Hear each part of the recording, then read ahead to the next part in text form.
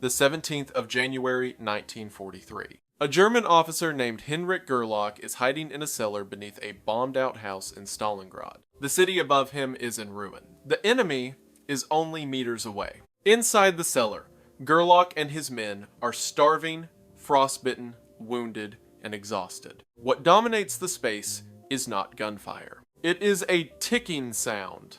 The sound echoes through the streets with a steady, mechanical rhythm. In normal circumstances, it would be meaningless. Here, it becomes unbearable. The ticking is not coming from a clock in the room. It is not coming from a tower in the city. It comes from loudspeakers installed by Soviet forces around the German positions. The purpose is clear. Time is running out. The sound masks movement. It hides breathing. It prevents the enemy from hearing the men inside the cellar. Some soldiers begin to break down. One man eats his own belt until his rotten teeth crumble and fall onto the frozen floor. Another believes he has returned home and speaks to a brick wall as if it were a family member. The ticking continues. Every few minutes, it stops. A voice follows. Your Führer has abandoned you. Every 7 seconds, a German soldier dies in Stalingrad. Surrender now. The message repeats. This is not psychological pressure applied once. It is applied continuously. 4 months earlier, on the 13th of September, 1942, the siege of Stalingrad began. By January 1943, it has already become the bloodiest battle in human history. Up to 250,000 people are already dead. Some froze to death after weeks without food. Others were beaten to death with shovels in underground tunnels. Many died unseen, unheard, and unnamed. Gerlach listens to the ticking and thinks back over the last 4 months. This is not a battle anymore. It is a countdown. On the 22nd of June 1941, Adolf Hitler launched Operation Barbarossa. It was the largest invasion in human history. The objective was simple: destroy the Soviet Union, remove it from the map. Germany needed land. It needed food. Most of all, it needed oil to sustain its war machine. In 1939, Germany and the Soviet Union had signed a non-aggression pact. The invasion came as a shock. Hitler intended to exploit that shock. He believed the Soviet state would collapse before it could recover. You only have to kick in the door, he said, and the whole rotten structure will come crashing down. At first, the plan appeared to work. German forces advanced deep into Soviet territory. Resistance collapsed in many areas. Entire regions fell under occupation. Behind the front lines, civilians were executed in large numbers. The brutality hardened Soviet resolve. By late 1941, the German advance stalled. German forces reached the outskirts of Moscow. Then winter arrived. Cold, supply shortages, and Soviet counterattacks forced a retreat. It was the first major defeat of the German army in the war. The myth of German invincibility was broken. Germany did not withdraw from the war. Instead, it recalculated. During the winter of 1941-1942, German command abandoned the plan to take Moscow. A new objective was chosen: the south, the Caucasus oil fields. If Germany failed to secure that oil, Hitler believed the war could not continue. In the summer of 1942, German forces pushed south with renewed focus. The advance was successful. The oil fields appeared within reach. Then, resistance stiffened near a city on the Volga River, Stalingrad. Strategically, it was not a primary objective. Its military value was limited, but its name mattered. The city bore the name of Joseph Stalin. Once that name reached Hitler, the decision was made. Stalingrad would be taken, not for strategy, for symbolism. Hundreds of thousands of men would pay for that decision. In late July 1942, the situation changed. German forces were advancing toward the Caucasus. The oil fields were the priority. Stalingrad was not. From a strategic perspective, the city was a flank objective. It was not essential to the southern campaign. Historians later noted that nothing about Stalingrad justified the scale of force that would be committed there. But strategy was no longer in control. Once the city's name appeared in Hitler's planning discussions, its importance shifted. A city named after Stalin could not be ignored. On the 23rd of July 1942, Adolf Hitler intervened directly in operational planning. He issued a clear order: Stalingrad must be taken. Command of the operation was given to the German Sixth Army under Friedrich Paulus. 4 days later, the Soviet response followed. On the 27th of July 1942, Joseph Stalin issued Order No. 227. Its message was unambiguous: not a step back. Any Soviet unit retreating without authorization would be punished. In practice, this meant execution. Over the coming months, thousands of Soviet soldiers would be shot by their own side for retreating. With these two decisions, Stalingrad ceased to be a military objective. It became a trap. German forces were ordered forward without retreat. Soviet forces were ordered to hold without retreat. There was no longer an exit. By late July and early August, fighting intensified along the approaches to the city. German mechanized assaults slammed into Soviet defensive lines. Soviet units absorbed the blows and remained in place. Losses mounted on both sides. By mid-August, Hitler lost patience. He issued a new order. Stalingrad was to be erased. On the 23rd of August 1942, the bombing began. The Luftwaffe launched a sustained air campaign against Stalingrad. Its objective was not disruption, it was destruction. Over the following weeks, more than 1,000 tons of explosives were dropped on the city. Factories, housing blocks, hospitals, and infrastructure were systematically destroyed. By the end of the bombing campaign, roughly 90% of Stalingrad lay in ruins. The Soviet Union had no effective air defense over the city. There was no way to stop the attacks. Civilians were not evacuated. Stalin ordered the population to remain. A living city, he believed, would be defended more fiercely than an empty one. 500,000 civilians were trapped inside Stalingrad. As the bombs fell, death came in multiple forms. People were crushed beneath collapsing buildings. Others were slammed into walls by shockwaves. Many were burned alive in firestorms. Some suffocated as explosions tore oxygen from the air. A Soviet nurse later recalled that the city burned like a torch. The air became impossible to breathe. Between 40 and 75,000 civilians were killed during the bombing alone. The destruction served a purpose.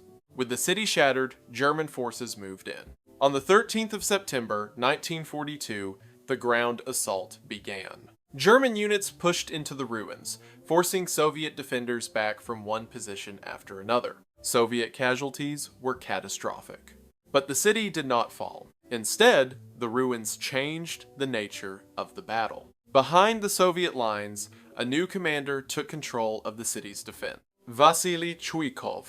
Where others saw devastation, Chuikov saw an advantage. The German army depended on distant artillery, tanks, air support. The ruins of Stalingrad removed that distance. Chuikov issued a simple order: stay close to the enemy. So close that German artillery and aircraft could not be used without killing their own troops. The distance was measured in meters, sometimes less. A grenade's throw.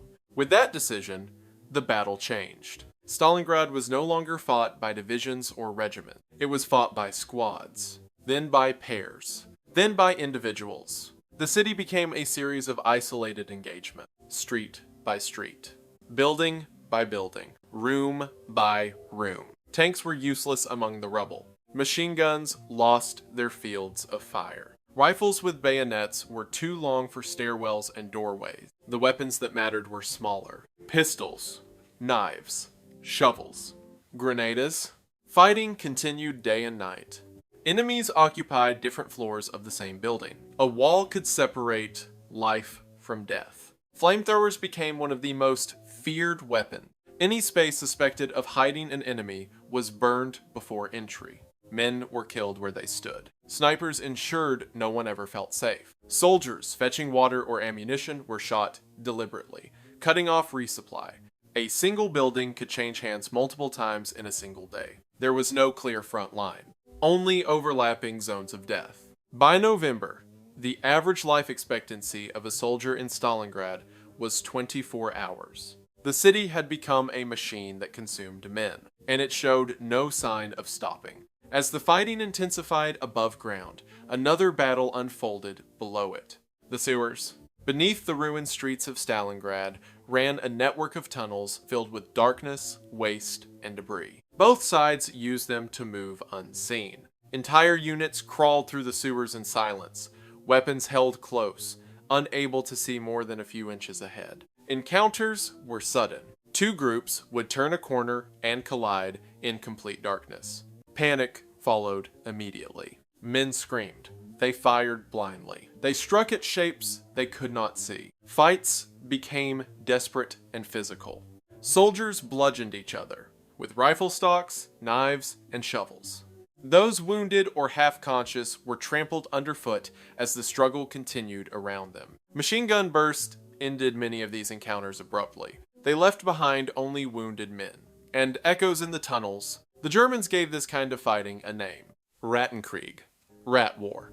Veterans later recalled fighting bayonet to bayonet in total darkness. No formations. No commands. Only instinct.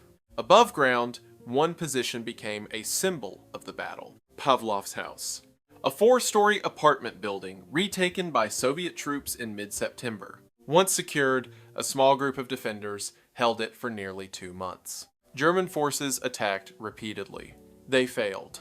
Later, it was said that more German soldiers died trying to capture that single building than during the entire march to Paris in 1940. While soldiers fought and died for ruins, civilians remained trapped between them. They lived in basements and cellars. They moved only when absolutely necessary. Over time, food disappeared. Starvation followed. Teenage survivors later recalled eating wallpaper paste and drinking melted snow. People vanished when they went out to fetch water. Shells fell without warning. Streets disappeared. What remained was blood, smoke, and debris.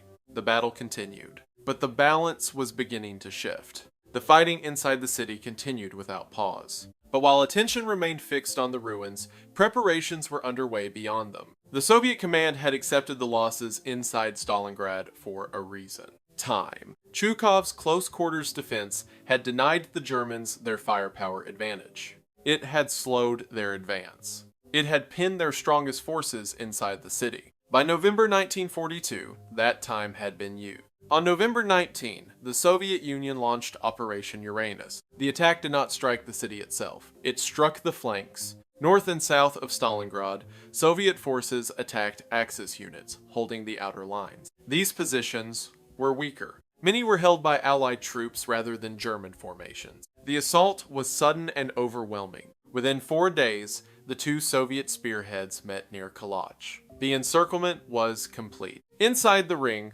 were approximately 230,000 Axis soldiers. The German 6th Army was trapped.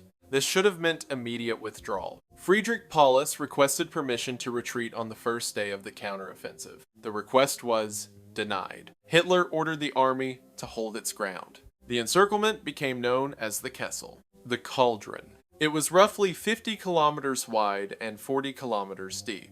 Inside it lay the ruins of Stalingrad and everything left of the 6th Army. Winter closed in. The battle inside the city was effectively over. What followed was something else.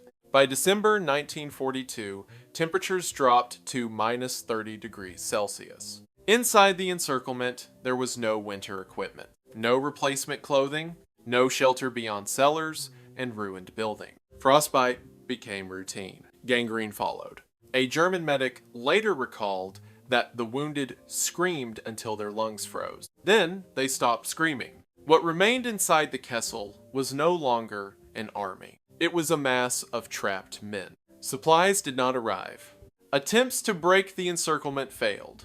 Plans to resupply the 6th Army by air collapsed almost immediately. Food rations fell to a few hundred calories a day. Men grew weak. Diseases spread. Forced to remain underground to avoid sniper fire, soldiers relieved themselves in basements and rooms where they slept. Dysentery and typhus spread rapidly. Snipers waited at the edges of the encirclement. Anyone who moved in the open risked being shot. Ammunition ran out. Men searched the snow for discarded bullets. Some did so to keep fighting. Others searched for a single round to end it. By January 1943, discipline was gone.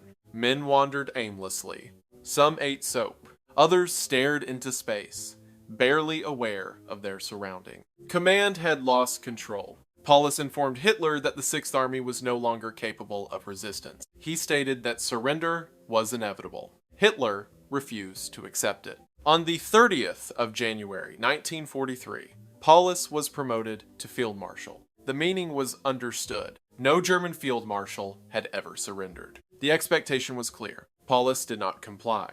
He stated that he had no intention of killing himself for Hitler. The decision had been made. On the 31st of January 1943, Friedrich Paulus surrendered. The surrender did not happen on a battlefield. It happened in silence.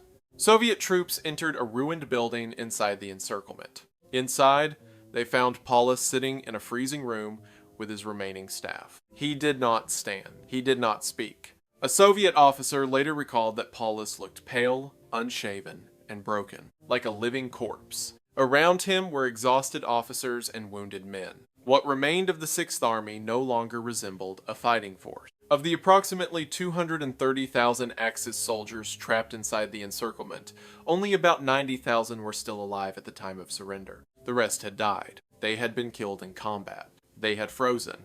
They had starved. They had succumbed to disease. The fighting continued briefly in isolated pockets. By the 2nd of February 1943, all resistance in Stalingrad had ended. The battle was over. Of the 90,000 German soldiers who surrendered at Stalingrad, only a fraction would survive captivity. Most were sent to Soviet prison camps. Few returned home. By the time the last survivors were repatriated years later, only around 5,000 were still alive. The rest died from disease, exhaustion, and starvation. The losses on both sides were unprecedented. Between 250,000 and 300,000 people were killed in and around Stalingrad, soldiers and civilians alike. It remains the bloodiest battle in human history. Strategically, Stalingrad marked a turning point in the war. From this moment on, Germany would fight on the defensive. The Red Army would begin its long advance westward toward Berlin. But the battle did not end with triumph. It ended with absence. A city destroyed, an army erased, a generation consumed. Stalingrad was not lost because of a single tactical failure. It was lost through a chain of decisions driven by ambition, symbolism, and refusal to retreat. The consequences were measured not in territory, but in lives. If a war can be decided by ego rather than necessity, how many deaths does a name become worth?